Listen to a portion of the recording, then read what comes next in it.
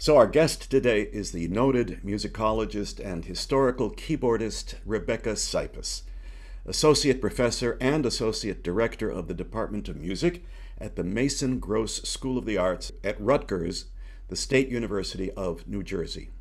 She is also the founder of the Raritan Players, an award-winning period instrument ensemble that explores little-known repertoire and performance practices of the 17th and 18th centuries, especially those associated with women. She is the co-editor of Sara Levy's World, Gender, Judaism, and the Bach Tradition in Enlightenment, Berlin, as well as other books and articles. Hello, Rebecca. Good to have you with us. Hello. Thank you so much. It's a pleasure to speak with you. Great. So, our theme this year is women in Jewish music, but in this case, we're going to reverse it to Jewish women in music.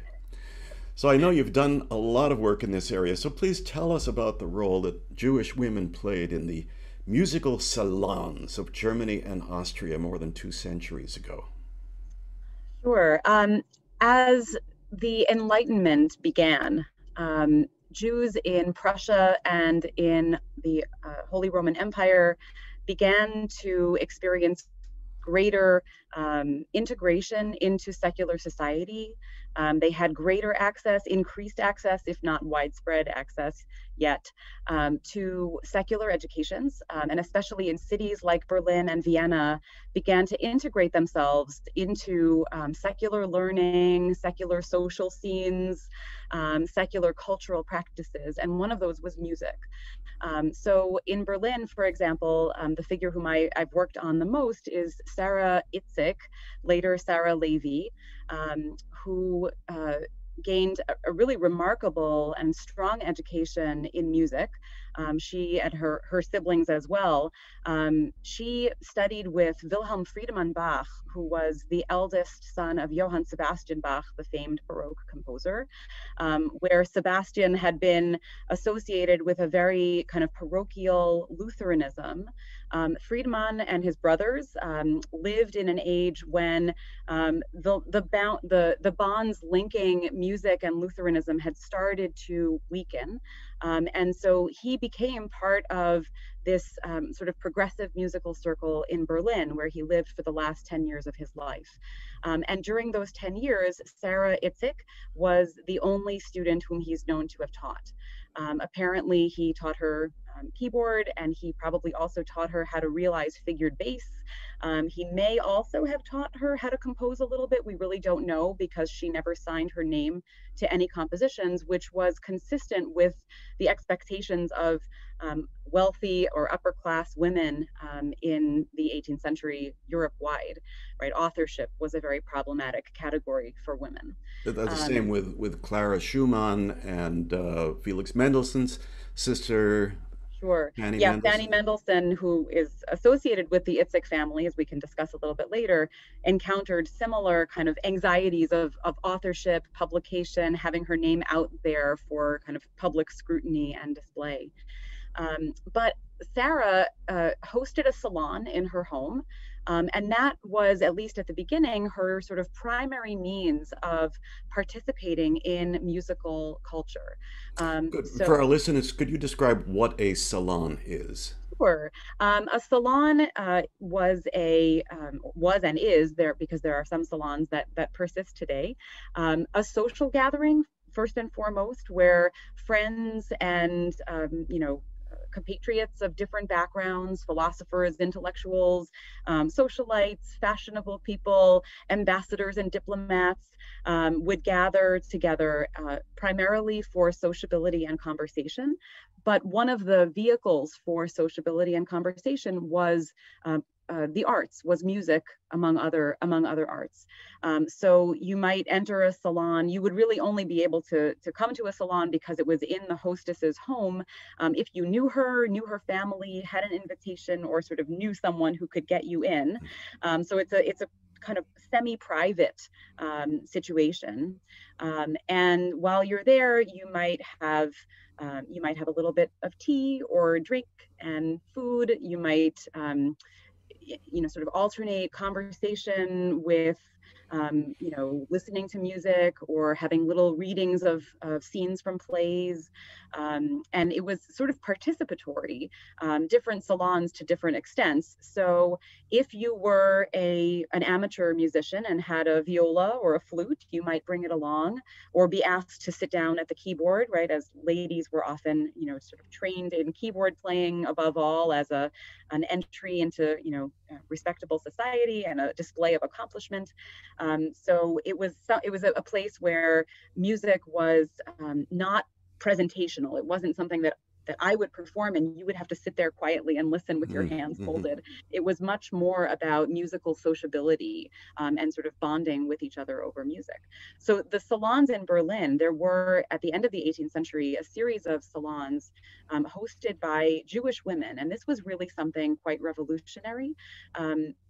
These Jewish women, in many ways, Jewish families were still restricted from, sort of ordinary rights, way that the upper classes in Prussia who were Christian would have citizenship rights and other sort of means of participating in society. But these Jewish women began to imitate the behaviors of their Christian neighbors. And one of those behaviors was hosting salons. And so they would welcome Jews and non-Jews alike into their homes, perhaps, as a way, in a way of thinking that maybe there's a possibility of, cross-religious fraternization, sociability. On the other hand, the Christian women who hosted salons in Berlin did not invite the Jewish women into their homes. So that was it's already kind of problematic right from the beginning. So Sara Levy was hosting a salon beginning in 1783. And she continued doing that apparently for decades. She was quite a virtuosic keyboardist, and others in her circle also were trained in music. One of those was her sister Fanny, who later married the banker Nathan Arnstein. And Fanny and Nathan together moved to Vienna, where they hosted a salon in Vienna, sort of hearkening back to what they had experienced, what Fanny had experienced growing up.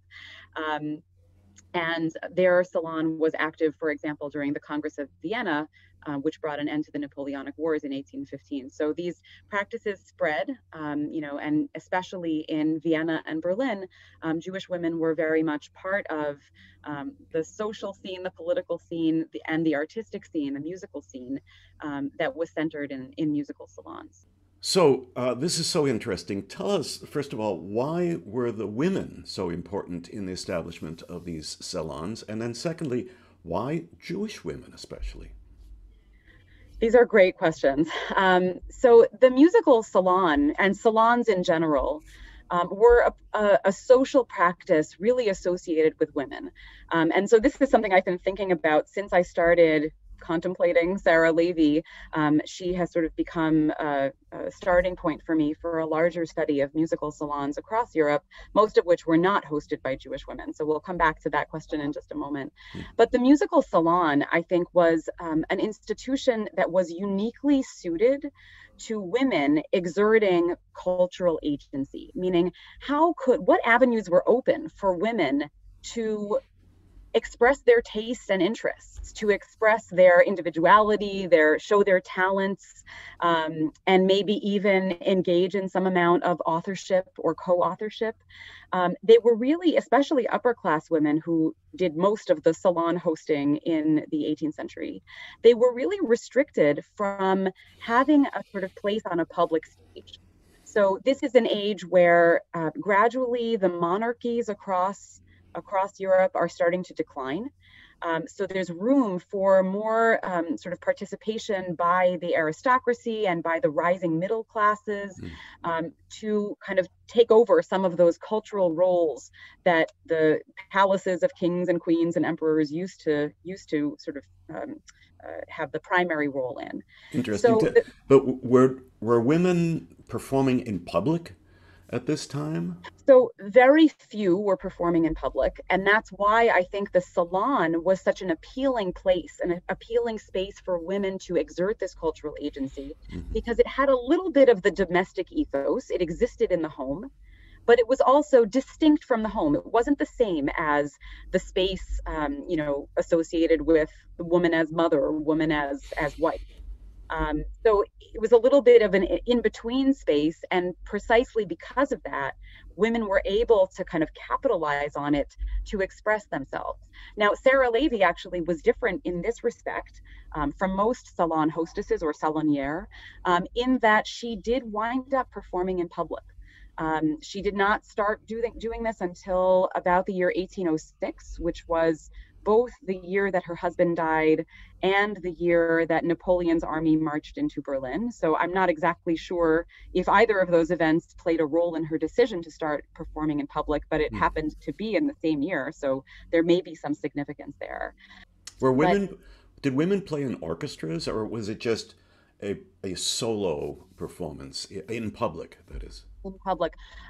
When Levy began playing in public, she was actually she was playing as concerto soloist in Bach concertos, these really virtuosic Bach keyboard concertos with the orchestra at the Singakademie zu Berlin, the Singing Academy in Berlin, which was a sort of bourgeois choral society, but where there were also there were professional musicians engaged, including Carl Friedrich Zelter, who would later go on to teach Levy's great nephew, Felix Mendelssohn. So again, we'll sort of come back to that story in a moment. To your question about why Jewish women, I think that was really unique to the situation of Jews in Prussia, and then to some extent also in Vienna. So in Berlin in particular, there was this certain cultural moment where, especially sort of spurred by their new empowerment following the decline of the Prussian royal court, Jews were able to sort of help fill that gap. And there were more and more people in Prussia and also in the Holy Roman Empire who were kind of willing to adopt a tolerant attitude towards Jews and Judaism. You had the Edict of Tolerance, right? By the right. So the Edict of Tolerance was in the Holy Roman Empire, and that did not. There was never really the same kind of edict that took effect in Prussia, which is very interesting. When it did, it was sort of rescinded shortly afterwards. There's always this tension and a kind of undercurrent of anti-Semitism that's persistent. You can sort of see it persistent as a persistent feature of Prussian culture, really throughout the 18th, 19th, and of course 20th centuries. And it becomes back and forth, more liberal, then more restrictive. Right. Yeah. And in waves. So one factor here was that, the Jews who were hosting these salons were participating in what was considered a French practice, right? Because salons were really associated first and foremost with France. And they probably spoke French in the salons as well as German. So then when Napoleon's army invades, there's a kind of, I think, a nationalist counter-reaction where the Jews all of a sudden are under scrutiny for participating in what looks like a French custom. And there's, constantly this, as we know from modern history, this constant tension between nationalism and Judaism. This the idea, like, can Jews truly be part of the larger secular society, or are they constantly being pressed against and sort of resisted? And these debates you can see in treatises about should Jews be given civil rights in already the 1790s. And Napoleon played a large role in that, in terms of tearing down the ghettos and granting citizenship to Jewish men. Yeah. Right. So that's interesting that there was the counter-reaction that the Salon was seen as a French thing, and at the end of the Napoleonic Wars, that was being reversed. Right. Yeah. Right. So what comes out of the salons? There's some material culture, there's commissioned music, and then we can talk later about if there's any change of status of the Jews as a result of that mingling that takes place. Sure. Yeah, so I mean, what comes out of the salons, I think, is a result of women expressing that cultural agency that we were talking about a couple of minutes ago. So, you know, if you take a big picture, sort of a large view of women and musical salons across Europe and even in America at the same period, you see a huge diversity in what these women are interested in. What kinds of music they want to play, listen to, what they want to cultivate. So the salons in Paris are very different from the salons in London, and very different from the salons in Rome, and very different from the salons in Berlin and Vienna. So they are sort of adopting certain practices that that are local to the musical environments and cultures where they exist. And then in addition, there are little hints that maybe they are kind of aware of salon practices in other places, and there's a certain amount of cross-pollination.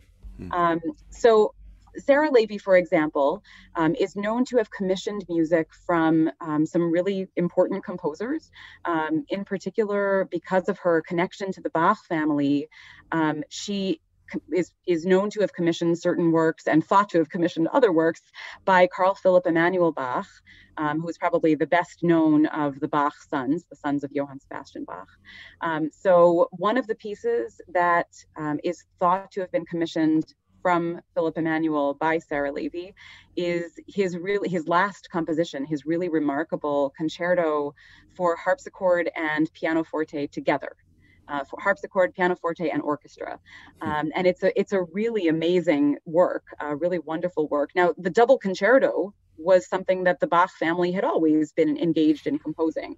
But for Philipp Emanuel to specify that he wanted a harpsichord and a fortepiano or pianoforte, right, a historic piano, and an orchestra, right? He's specifying which instrument to use. That's really telling, because Sara Levy is somebody who insisted on continuing to use harpsichords when a lot of people had already moved on. We moved on to pianos, and we know there's a letter that exists between her and a representative of a keyboard building firm, the famous Zilbermann company, where she's asking for the prices of harpsichords, fortepianos, and clavichords in the 1790s. She's really still interested in purchasing new harpsichords at that time, which many people had thought was a sort of thing of the past. So we know that she owned different keyboard instruments, and that is actually something that other saloniers across Europe also did.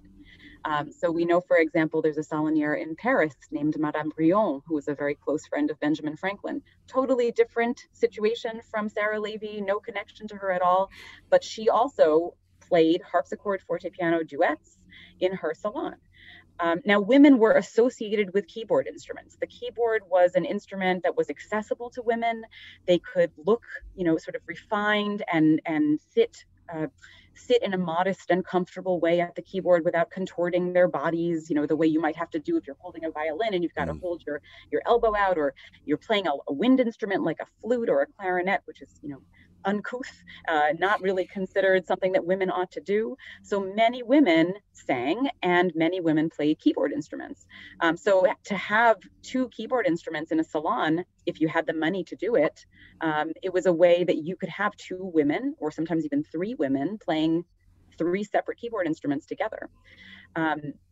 Now, there's one recording that's on the recording, that one piece that's on the recording that you mentioned earlier, which my group, the Raritan players, put together in Sara Levy's salon, where we've tried to reenact some of this practice.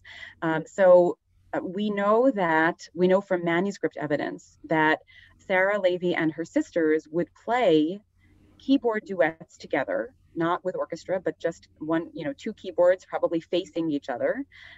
They would play keyboard duets together in the harpsichord and fortepiano instrumentation. So I would sit at one end and play my harpsichord, and you would sit at the other end and play your fortepiano, and we could play chamber music that way.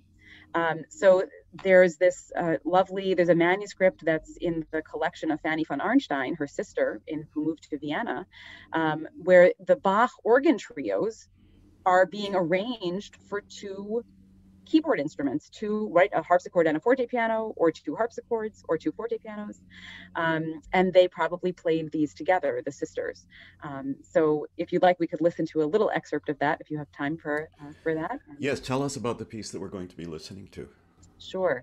So this is one of the organ trios by Johann Sebastian Bach. It's BWV 526 in C minor, if you're keeping score. And this is a piece where in the original scoring, well, we actually don't know if it's the original scoring, but in the organ version, you would have the right hand of the organist playing one of the melody lines, the left hand of the organist playing another melody line a little bit lower down, and the organist's feet would be playing the bass line on the pedals. So in this arrangement, right, you don't have pedals at the feet. You don't have the possibility of that third rank of keys that the organist uses his feet for. So instead, my right hand will play one of the melody lines. Your right hand would play the other melody line, and we would both play the bass line in unison together. So that's what you can hear here, and the piece is just stunning. It's a sort of typical Baroque trio: fast movement at the beginning, slow movement, very very expressive slow movement in the middle, and another kind of fast but fugal, right, sort of imitative third movement. I'm on the harpsichord, and my colleague and good friend Yihang Yang is on the fortepiano part. Great. Let's have a listen.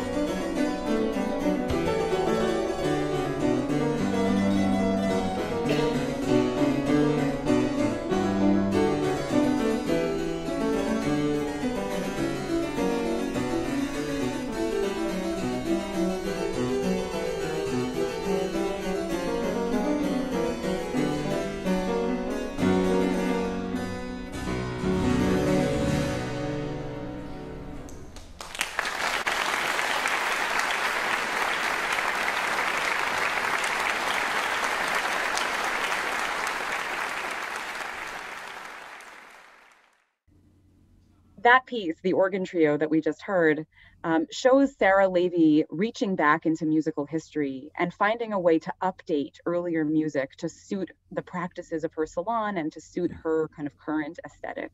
There are other pieces that she commissioned where you can sort of see her more progressive tastes. So she's not just updating older music, she's also asking composers for something very new. So one of the sets of pieces that she's thought to have commissioned from Carl Philipp Emanuel Bach is the late quartets. Now, when you think of the word quartet, you're probably thinking of 4 players, right? You're thinking of, I don't know, a string quartet, 2 violins, viola, cello. That's not what the quartet was in Prussia, actually. So if you thought back to the time of Johann Sebastian Bach, a quartet would have been 3 melody instruments, so let's say flute, violin, viola, and continuo, which would actually be harpsichord plus cello. So a quartet would be normally played by 5 people. In the time of Sara Levy, and what Carl Philipp Emanuel Bach does with that genre is to reduce it not to 4, but to 3 people. So the Philipp Emanuel Bach quartets are for flute, viola, piano right hand, and piano left hand. And he treats the two parts, the two hands of the keyboard separately, instead of just having the keyboardist play chords that would accompany the melody instruments, as would happen in earlier generations. So these are very quirky pieces. So again, flute, viola, and fortepiano, so piano right hand and piano left hand. And the pieces are very, very quirky, very kind of quixotic in a way. There's a theme, and then it breaks off, and then there's another theme, and it's almost like they're interrupting each other or having a conversation. So there's a theory that's been advanced by my colleague Stephen Zone, who's a musicologist and flutist, that suggests that these pieces are actually meant to sound like a conversation. They imitate the kind of polite conversation that would have gone on in a salon like that of Sara Levy. Wow. And you are playing the fortepiano in this? Fortepiano, yeah. So this instrument is a copy of an 18th century fortepiano. This one is, the copy is from Vienna. The model is a Viennese instrument, but it was what we could use. The flute here, Steve Zone is on the flute line, and this is a traverso, a wooden flute from the 18th century. And then my friend Dongmyung An, who's a violinist and violist, is here playing viola. The interaction between the lines is very sort of funny, humorous, witty. And just for those who may not be as familiar with it, can you just say something about the difference between the early fortepiano and the instruments that we're accustomed to in the 21st century? Sure. So the big black piano, right, the sort of modern Steinway model, has a lot of differences to the 18th century pianos. Probably the biggest one is the huge amount of tension that exists on a modern piano. The strings are wound very, very tightly. And in order to secure those strings, there's a big metal frame that keeps all the tension, otherwise without the big metal frame, the whole instrument would just collapse in a matter of minutes.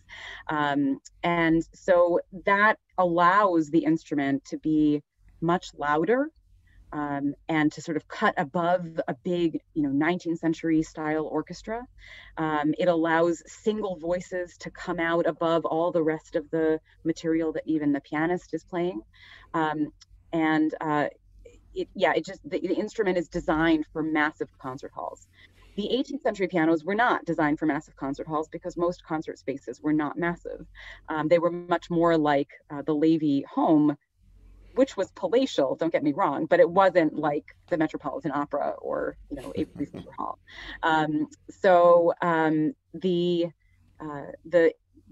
There is no metal frame inside the 18th century piano. The strings are straight strung instead of being crossed over one another. They're much thinner. The strings are much thinner. You can sort of hear all the sort of choir of voices that comes out from the 18th century piano in a way that's sort of difficult with the big modern piano. What we like to say is that it's not that one is better and one is worse. It's just that they're 2 different instruments that are really designed to do 2 different kinds of musical things. Mm-hmm. Well, thank you. Let's have a listen now.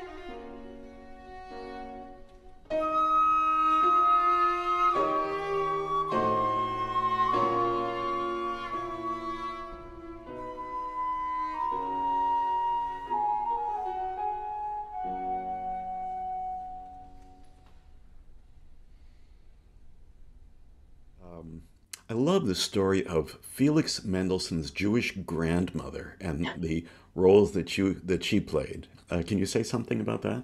First, a brief family tree. Daniel Itzik had, among other children, three daughters, Sarah, Bella, and Fanny. Bella's daughter, Leah Solomon, married Abraham Mendelssohn and is the mother of the two composers, Fanny Mendelssohn and Felix Mendelssohn. So as I mentioned earlier, the siblings of Sara Itzik Levy were also very highly trained in music.